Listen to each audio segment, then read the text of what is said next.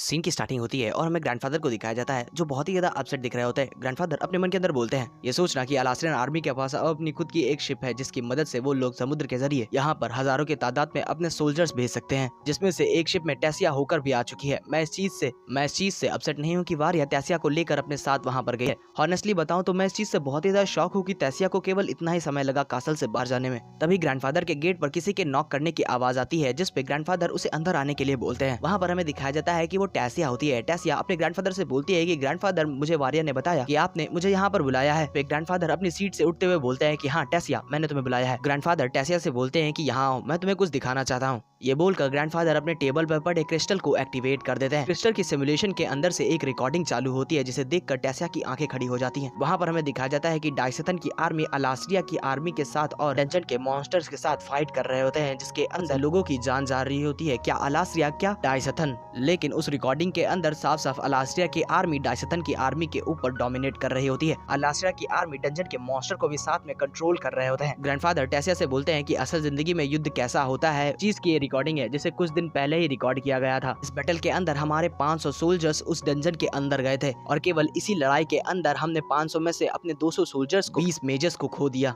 Grandfather टेसिया से बोलते हैं कि मैं ही वो था जो इन लोगों को ऑर्डर दिया था डंजन में जाने के लिए, इसलिए अब उन सोल्जर्स की मौत की जिम्मेदारी भी मेरे कंधों पर है। वॉर अभी ही चालू हुई है लेकिन मैंने अभी से ही ऐसे डिसीजन लिए हैं जिसकी वजह से मैं अपनी पूरी जिंदगी भर अपने आप को माफ नहीं कर पाऊंगा। इसे चाहे तुम जो समझो, लेकिन तुम्हारे ग्रैंडफादर होने के नाते ये मेरा स्वार्थ था कि मैं तुम्हें सेफ रखना चाहता था, ये जानते हुए भी कि तुम वॉर में कितनी ज्यादा मददगार हो सकती हो। अपने ग्रैंडफादर के मुंह से ये बात सुनकर टेसिया थोड़ी उदास हो जाती है। ग्रैंडफादर टेसिया से बोलते हैं कि टेसिया, इसमें कोई दो राय नहीं है कि तुम बहुत ही ज्यादा अच्छी और टैलेंटेड मेज हो और बीते 2 सालों के अंदर तुमने लगातार ट्रेनिंग कर अपने आप को बहुत ही ज्यादा ग्रो कर लिया है, लेकिन इस चीज से जरा सा भी फर्क नहीं पड़ता कि तुम कितनी ज्यादा पावरफुल हो। केवल एक अकेली हो, तुम्हारी एक छोटी सी गलती बहुत बड़ा बखेड़ा खड़ा कर सकती है, जिसकी वजह से ही मैंने तुम्हें वॉर के अंदर पार्टिसिपेट करने से फॉरबिडेड किया था। फॉरबिडेड मतलब पाबंद। इसीलिए ये बोलकर ग्रैंडफादर अपने हाथ के अंदर एक सेबर ले लेते हैं, लेकिन अब नहीं।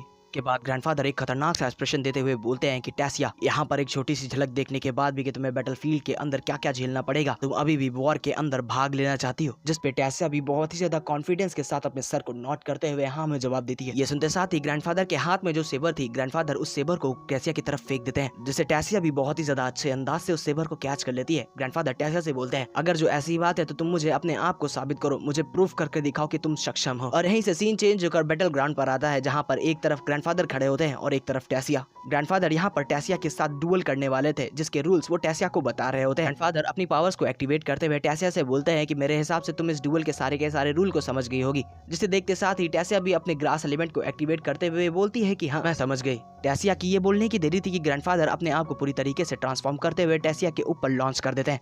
ग्रैंडफादर काफी तेजी से अपनी स्पीड का इस्तेमाल करते हुए टेसिया के करीब पहुंचकर अपने सेबर से टेसिया के ऊपर स्टैप करने की कोशिश करते हैं, लेकिन टेसिया ने बड़ी आसानी से ग्रैंडफादर के उस अटैक को डॉज कर लिया था, जिसे डॉज करते साथ ही टेसिया भी अपनी कांटों से भरी बेलों के साथ ग्रैंडफादर के ऊपर अटैक करती है। लेकिन ग्रैंडफादर भी बड़ी तेजी से मूव करते हुए उन बेलों के गैप के अंदर जाकर उन सारे के सारे बेलों के उस अटैक को डॉज कर लेते हैं। ग्रैंडफादर ने टेसिया के उस अटैक को डॉज ही किया होता है कि तभी ग्रैंडफादर के पैरों के नीचे की जमीन क्रैक करना चालू कर देती है, जिसे महसूस करते साथ ही ग्रैंडफादर वहां से बड़ी तेजी से मूव करते हुए हट जाते हैं। हालांकि ग्रैंडफादर वहां से हट जाते हैं, लेकिन टेसिया की बेल लगातार ग्रैंडफादर का पीछा कर रही होती है और उनके ऊपर अटैक करने की कोशिश कर रही होती है। लेकिन ग्रैंडफादर भी टेसिया के सारे के सारे अटैक को बड़ी आसानी से पीछे हटते हुए डॉज करते जा रहे होते हैं कि तभी अचानक से ग्रैंडफादर के पीछे टेसिया अपेयर होती है और अपने स्वॉर्ड से ग्रैंडफादर के ऊपर अटैक करने लगती है। लेकिन ग्रैंडफादर भी बड़ी तेजी से पीछे को घूमते हुए टेसिया के उस अटैक को अपनी सेबर को सामने कर टेसिया के उस अटैक को ब्लॉक कर लेते हैं, जिसके तुरंत ही बाद ग्रैंडफादर अपनी क्लॉक को शश कर पीछे लेके जाते हैं और टेसिया के हाथ को झट से पकड़ लेते हैं और उसी हाथ को पकड़कर जमीन पर बहुत ही ज्यादा फोर्स के साथ टेसिया पटक देते हैं। लेकिन टेसिया ने भी अपनी बेलों की मदद से अपने आप को वहां पर उस अटैक के इम्पैक्ट से बचा लिया होता है। टेसिया अपनी बेलों के जरिए अपने आप को लिफ्ट करते हुए ऊपर को लेके जाती है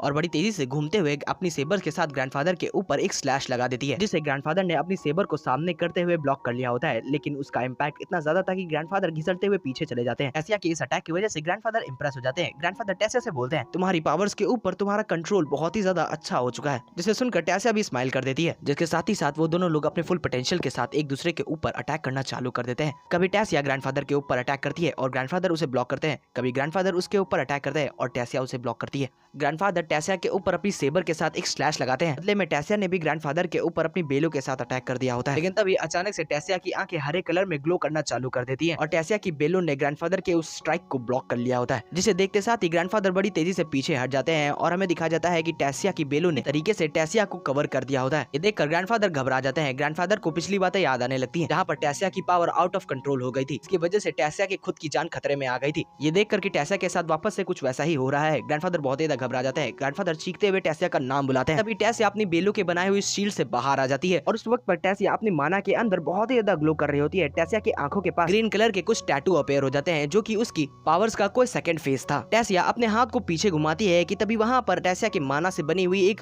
सेबर बन जाती है। बट टेसिया अपनी दूसरी वाली सेबर के अंदर अपने माना को इन्फ्यूज करती है और ग्रैंडफादर के ऊपर अपनी दोनों सेबर्स के साथ अटैक कर देती है। टेसिया अपने ग्रैंडफादर से बोलती है कि ग्रैंडफादर केयरफुल रहना। टेसिया घूमते हुए ग्रैंडफादर के ऊपर एक डाउनवर्ड स्लैश मारती है, जिसे ग्रैंडफादर ने बड़ी मुश्किल के साथ अपनी सेबर को सामने करते हुए ब्लॉक कर लिया था। लेकिन तभी ग्रैंडफादर अपनी सेबर से हल्का सा पुश करते हुए टेसिया के उस अटैक को काउंटर कर लेते हैं। टेसिया अपने अटैक को करने के बाद जैसे ही जमीन पर लैंड करती है कि तभी ग्रैंडफादर बड़ी तेजी से टेसिया के बगल में आ जाते हैं, जिसे टेसिया भी महसूस कर लेती है। ग्रैंडफादर लगातार टेसिया के ऊपर अपनी स्वॉर्ड के साथ अटैक करने लगते हैं, जिसके काउंटर में टेसिया भी अपनी सेबर के साथ ग्रैंडफादर के वो सारे के सारे अटैक को ब्लॉक करने लगती है। दोनों लोग अपनी पूरी दम लगाकर इस डुएल को जीतने की कोशिश कर रहे होते हैं। एक दूसरे के ऊपर इतनी ज्यादा पावर के साथ अटैक करने की वजह से दोनों लोग एक दूसरे के अटैक की वजह से घायल हो रहे होते हैं। लेकिन यहाँ पर हमें टेसिया को थोड़ा डिसएडवांटेज में देखते हैं, जहाँ पर टेसिया अपनी पावर्स का सेकंड फेस यूज कर रही थी, जिसकी वजह से उसका स्टैमिना बहुत ही ज्यादा खत्म हो जाता है। टेसिया ने अपने हाथ के अंदर जिस माना से अपनी सेबर बनाई थी वो टेसिया के हाथ से डिसअपेयर हो जाती है। देखकर ग्रैंडफादर की टेसिया थकी हुई है। ग्रैंडफादर टेसिया के चिन के ऊपर अपनी एक किक मारते हैं और उसके हाथ को पकड़कर जमीन पर गिरा देते हैं और इसी तरीके से डुएल खत्म हो जाती है, जिसके अंदर ग्रैंडफादर जीत गए थे। टेसिया ये देखकर कि वो ग्रैंडफादर के ऊपर एक क्लीन हिट तक नहीं लगा पाई, वो बहुत ही ज्यादा उदास होते हुए अपनी हार मान लेती है। टेसिया अपने ग्रैंडफादर से बोलती है, मैं हार गई ग्रैंडपा। इसे सुनकर ग्रैंडफादर बोलते हैं कि बैटलफील्ड के अंदर तुम मुझे ग्रैंडपा नहीं बुला सकती, तुम्हें मुझे कमांडर कह के बुलाना होगा। इसका मतलब ग्रैंडफादर मान चुके हैं टेसिया को वॉर के अंदर भेजने के लिए। पहली बार सुनकर टेसिया थोड़ी हैरान हो जाती है और उसे कुछ समझ में नहीं आता, इसलिए वो अपने ग्रैंडफादर की तरफ घूरना चालू कर देती है, जिस पे ग्रैंडफादर अपने आप को दोहराते हुए बोलते हैं कि तुम्हें मुझे बैटलफील्ड पर ग्रैंडपा नहीं कमांडर कह के बुलाना होगा। टेसिया ये जानकर कि उसे वॉर के अंदर जाने की परमिशन मिल चुकी है, वो बहुत ही ज्यादा खुश हो जाती है। टेसिया क्यूट बनते हुए अपनी चमकती हुई आंखें लेकर ग्रैंडफादर को थैंक यू बोलने लगती है, लेकिन ग्रैंडफादर टेसिया को रोक देते हैं। ग्रैंडफादर टेसिया से बोलते हैं, मैं तुम्हें वॉर के अंदर जाने तो दे रहा हूँ, लेकिन मेरी कुछ कंडीशन है। ये बोलने के बाद ग्रैंडफादर टेसिया को अपनी बहुत सारी लंबी चौड़ी कंडीशंस को बताते हैं, जिसे हमें जानने की जरूरत नहीं है। इतना जान लो कि टेसिया ने सारी की सारी कंडीशन को मान लिया होता है। अपनी सारी कंडीशंस को बताने के बाद ग्रैंडफादर टेसिया को कुछ और चीजें बताते हैं। ग्रैंडफादर टेसिया से बोलते हैं कि कोशिश करना कि तुम ऐसी सिचुएशन में ना फंसो जहां पर तुम्हें अपनी इस पावर का सेकंड फेस यूज करना पड़े, क्योंकि तुमने अभी तक अपनी इस फेस को पूरी तरीके से कंट्रोल करना नहीं सीखा है। अपने ग्रैंडफादर के मुंह से बात सुनकर टेसिया पूरी तरीके से शांत हो जाती है। टेसिया अपने ग्रैंडफादर के हाथ को अपने पास से दूर हटाते हुए बोलती है, मास्टर एल्ड्रिन ने मुझे इसके बारे में पहले से बता दिया है, लेकिन आप चिंता मत करिए, मैं अपनी पूरी कोशिश करूंगी कि मैं इस फॉर्म को यूज करने से अवॉइड अपने आप को कर पाऊं। ये बोलकर टेसिया वहां से अपने पेरेंट्स को मिलने के लिए जाने लगती है। ग्रैंडफादर टेसिया को बुलाते हैं। ग्रैंडफादर के मुंह से अपना नाम सुनकर टेसिया घूमकर अपने ग्रैंडफादर की तरफ देखने लगती है। ग्रैंडफादर बोलते हैं, टेसिया तुम्हारे इस रूम से बाहर निकलने के बाद मैं तुम्हारा ग्रैंडफादर नहीं रहूंगा। अभी तक मैं तुम्हारी हैप्पीनेस और सेफ्टी के लिए सारे के सारे डिसीजन लेता आ रहा था, लेकिन अब से तुम एक सोल्जर बन चुकी हो, इसलिए मैं तुम्हें ऑर्डर दूं डायरेक्टली या इनडायरेक्टली, तुम्हें अपने दिमाग के अंदर ये बैठा के चलना होगा कि जो मेरा आदेश होगा वो डाइसेथन के भले के लिए होगा, ना कि तुम्हारी सेफ्टी और ना तुम्हारे भले के लिए। इसलिए मैं तुम्हें आखिरी बार वार्न करना चाहता हूँ। अपने ग्रैंडफादर से ये बात सुनते साथ ही टेसिया जाते हुए अपने ग्रैंडफादर को गले से लगा लेती है। टेसिया अपने ग्रैंडफादर को गले लगाते हुए बोलती है कि मैं समझ गई कमांडर। जिसके बाद टेसिया एक सोल्जर की तरह अपने ग्रैंडफादर को सल्यूट करते हुए बोलती है, मैं एक ऐसी सोल्जर बनूंगी जो कुछ भी कर सके अपने डाइसेथन के लोगों को और डाइसेथन को बचाने के लिए। जिसे देखकर ग्रैंडफादर भी उसे सैल्यूट करते हैं। जिसके बाद टेसिया वहां फाइटिंग ग्राउंड से बाहर चली जाती है। टेसिया के वहां से जाने के बाद ग्रैंडफादर अपने मन के अंदर बोलते हैं कि बस इसी चीज से तो मैं डरता आ रहा हूँ कि तुम किसी भी हद तक गुजर जाओगी डाइसेथन को बचाने के लिए।